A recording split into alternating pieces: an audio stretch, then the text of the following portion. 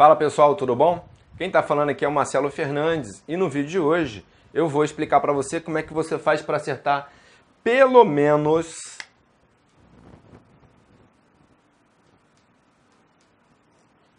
70% das questões de um concurso. É claro que o assunto aqui é voltado para os concursos da Polícia Militar aqui do estado do Rio de Janeiro, mas pode ser aproveitados aí para qualquer outro tipo de estudo, seja na escola, seja vestibular, seja concurso de alto rendimento, porque os princípios são sempre os mesmos. O que você tem que entender é que existe uma técnica, não é nada, os estudos para concurso, quem passa não é quem é inteligente, passa aquela pessoa que melhor utiliza a técnica. E essa técnica é que eu vou explicar para você. Bom, a gente vai tratar hoje sobre resumos.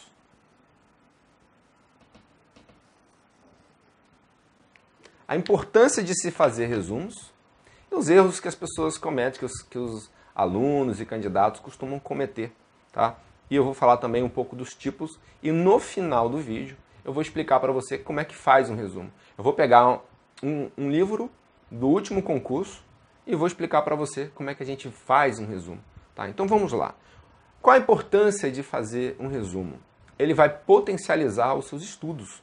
E aí você não vai precisar ficar estudando tudo aquilo de novo. Uma outra importância também é que ele vai reduzir o seu tempo. Nos afazeres do dia a dia, a gente atarefado aí com o trabalho, atarefado com as atividades de casa, família, lazer, a gente acaba que não encontra dentro da nossa rotina um tempo para estudar. Então, por mais que você se esforce para estudar aquela matéria em um determinado momento, vamos imaginar que você levou 2 horas para estudar uma determinada disciplina, no resumo você vai levar ali pelo menos 20 minutos ou até mesmo um tempo menor. Tá? Então essa é a importância. Você vai potencializar os seus estudos, porque você não precisa estudar novamente, aí você vai fixar aquele material. A gente vai explicar isso mais para frente. E você vai também conseguir mais tempo para poder estudar, inclusive outras matérias e ter mais tempo aí para você, sua família e para o seu trabalho. Agora, os erros mais comuns que os candidatos e alunos costumam cometer. Existem 2 erros muito básicos, que é o quê? O candidato, ele pega a caneta, né, marca-texto ou a caneta normal e começa a fazer a leitura ali. Aí ele vai marcando.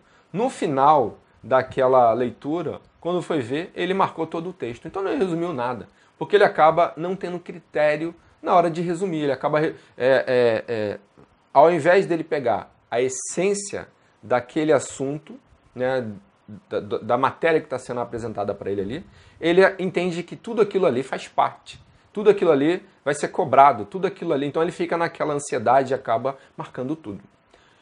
Tem candidato ainda que é um segundo erro que eles costumam cometer, que os alunos costumam cometer, é que muitas das vezes o resumo fica o dobro da matéria que ele estudou. Isso é um erro. Na verdade, não vou dizer que é um erro. Isso é uma situação que acontece muito. Muito tempo lá atrás, quando eu estudava muito, no início acontecia muito isso. Então, na verdade, e aqui acontece, acaba que faz com que você, candidato, se desanime nos estudos. Porque não tem tempo, porque pensa que tem que estudar toda a matéria. Então, você tem que entender que o resumo é o seu principal aliado na sua aprovação. É claro que é atrelado a outras coisas também, como resolução de questões. Então, resumo e resoluções de questões são os pilares para ser aprovado em qualquer concurso, tá? Então vamos lá. Já expliquei para você da importância, falei também de alguns erros que os candidatos e os alunos costumam cometer, tá? Mas nada de ficar desesperado, porque se você conseguir fazer um resumo de forma correta, e eu vou explicar aqui algumas formas que você faz, que você tem como fazer, né? Você vai ver que realmente é a melhor coisa que você tem que fazer para ser aprovado num concurso. E o que é legal nisso?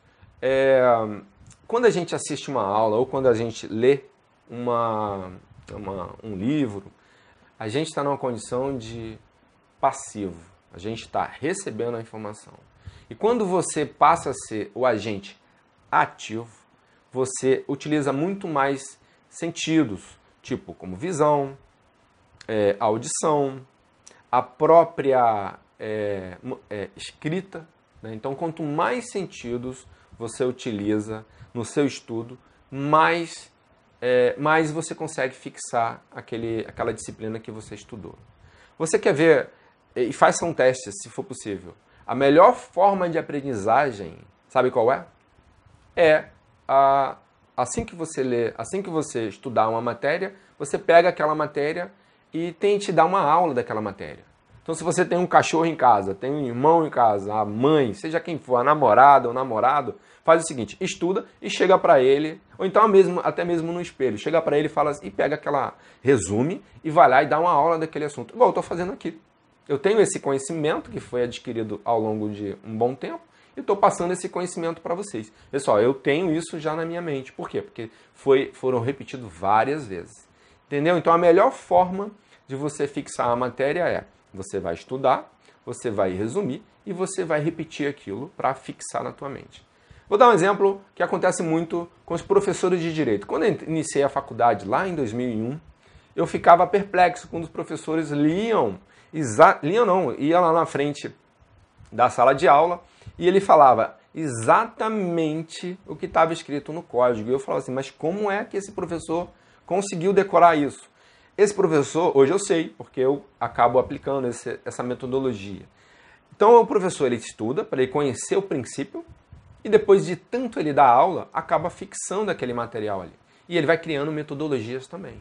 Então de tanto ele fazer aquilo ali, já está fixo. Tem professor que sabe a lei toda, que sabe o código todo. Tá? Então, para você ver como é importante. Então é isso aí que eu quero passar para você. Então nós já sabemos a importância, sabemos algumas falhas, eu vou mostrar para você alguns tipos.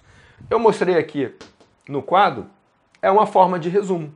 Eu acabei falando para vocês sobre potencializar, né? O resumo é uma forma de potencializar, uma forma de reduzir o tempo, e as formas, você pode usar várias formas. Não existe uma quantidade fixa de formas, então você não tem que se prender a isso, você tem que criar a sua metodologia. Eu costumo usar, nos meus estudos, na verdade eu uso tudo, né? Eu uso tudo, sempre. Mas eu costumo usar mais as palavras-chave. Eu vou explicar para vocês como é que faz para fazer um resumo em palavras-chave. Então nós temos aqui palavras-chave. Você pode usar por tópicos. Olha aqui, isso aqui são tópicos. Um exemplo muito clássico de tópicos são os sumários. Quando você pega um livro, deixa eu ver se eu tenho aqui. Quando você pega um livro para ler, a primeira coisa que você tem que fazer é ir lá e olhar o sumário, o índice. Ali você vai ter noção de tudo que tem naquele livro. Tá? Então é assim que a gente vê. Então o sumário e o índice, ele é exatamente isso aqui. É uma forma de resumo também. Tá? É uma forma de apresentar, de pré-apresentação de um conteúdo. Existem também, nós falamos do sumário, existem as tabelas. As tabelas é uma forma mais geométrica de você apresentar. Eu vou mostrar para vocês também como é o que eu faço. Eu tenho estudado bastante, então eu tenho utilizado justamente essa metodologia aqui. Os mapas mentais, isso aqui também pode ser considerado os mapas mentais. Eu vejo muita gente vendendo mapas mentais. Na verdade, é uma perda de tempo, na minha opinião, porque mapa mental é você que tem que construir o seu mapa mental. Porque se você pegar um mapa mental de outra pessoa, você tem que entender o que aquela pessoa quis dizer ali. E muitas das vezes você não consegue captar. Então você tem que aprender a fazer. Então se você souber fazer um mapa mental, certamente você vai ter conseguido gravar aquele material, estudado aquele material, fixado aquele material. E o mapa mental é uma forma de você contextualizar aquilo que você aprendeu. É uma forma de você botar no papel aquilo que você aprendeu. E olha só, você está usando vários sentidos.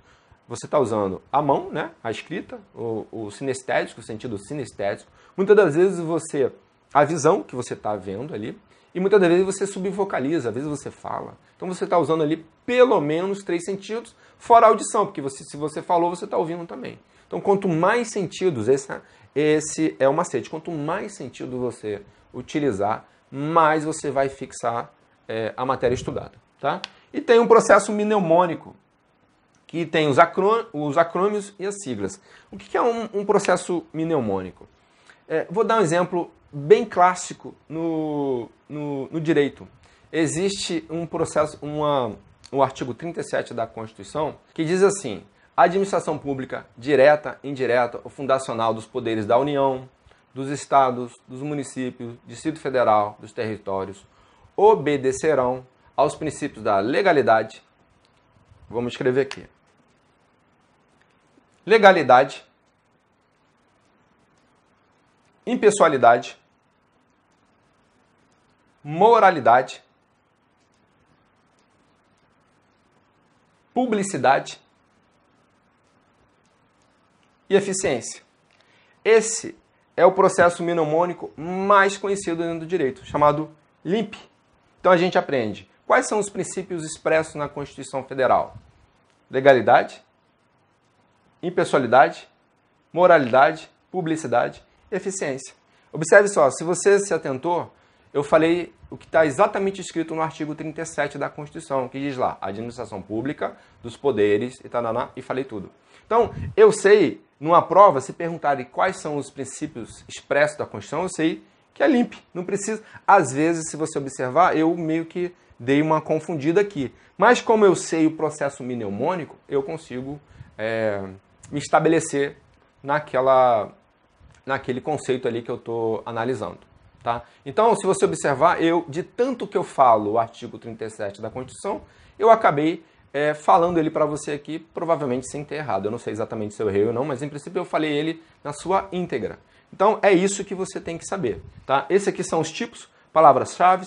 No caso de vocês, vocês têm que usar quanto mais vocês usarem isso aqui, melhor você vai conseguir fazer um resumo. O que eu mais acho, o que eu acho melhor se adequa para mim, é a palavra-chave e os tópicos. Então, eu vou mostrar para vocês aqui. Como é que eu utilizo meus estudos? Muitas das vezes, muito tempo lá atrás, eu usava fichamento. Então, eu ia lá numa papelaria e comprava lá 1000 fichamentos. O que é fichamento? Metade, tipo uma cartolinazinha em folha de pautada, né? Que equivale a metade de uma folha.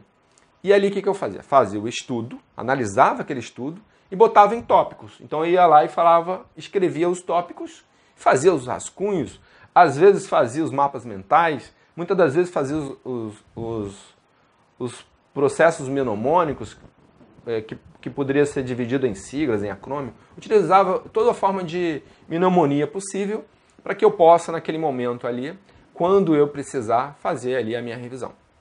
Hoje em dia eu não uso mais os fichamentos. Por quê? Porque às vezes os fichamentos se perdem. Você perde você tem que ficar numerando. Folha 1, folha 2, folha 1, folha 2, folha 3, folha 4. E daqui a pouco a folha 3 some. Tá? Então o que eu fiz? Eu tenho um caderninho. Por exemplo, tudo que eu estudo, eu vou mostrar para você aqui.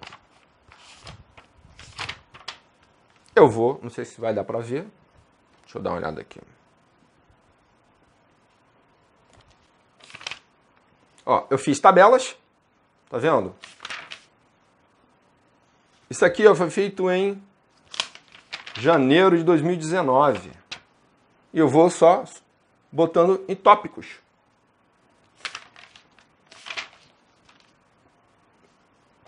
Tópicos. Tá vendo? Eu vou criando processos mnemônicos, mapas mentais. E o caderno está aqui. Então, se eu pegar, por exemplo, a disciplina de história que vai cair na prova, provavelmente vai cair. Você pega um caderninho de história, geografia, ou um caderninho de legislação de trânsito, né? E por aí vai. E depois, o que é interessante, que depois que você faz aquele resumo, qual é o ideal? Se você conseguir gravar com sua própria voz aquele assunto ali, você não vai usar mais a leitura e vai ficar só ouvindo aí no teu celular, no teu smartphone. Tá? Então essa é uma dica. Para o vídeo não ficar muito grande, para não ficar bem extenso, o que a gente vai fazer? Eu vou mostrar para vocês como é que se faz um resumo na prática. Vou pegar um livro do último concurso que caiu, de uma questão de uma prova, né, que caiu no último concurso, e vou fazer um resumo para vocês aqui, para vocês verem como é que a gente utiliza todo esse mecanismo aqui para resumir. E depois é só ficar, em vez de pegar lá 10 folhas, a gente pega uma folha e fica resumida, fica estudando aquilo ali de tempos em tempos. Então é isso aí, espero que você tenha gostado. Se você quiser ver como é que faz o resumo, aqui na descrição do vídeo, ou então no próprio vídeo, algum card que apresentar aqui, vai ter um link que vai direcionar você para o próximo vídeo. É justamente para esse vídeo não ficar tão extenso. Então é isso aí, um grande abraço e a gente se vê no próximo vídeo lá.